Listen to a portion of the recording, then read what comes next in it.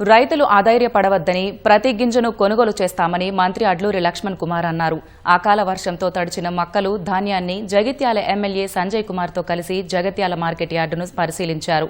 రాష్ట్రంలో వరి వేస్తే ఉరే అన్న మహానుభావుడు కేసీఆర్ పార్టీలోకి వెళ్లి జీవన్ రెడ్డి రాజకీయం చేస్తున్నాడని మండిపడ్డారు.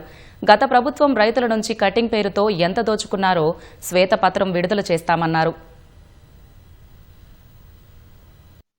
2014 నుంచి 18-23 వరకు ఈ జిల్లాలో కటింగ్ పేరు మీద దోసుకునే అన్ని కూడా శ్వేతపత్రం విడుదల చేస్తాం.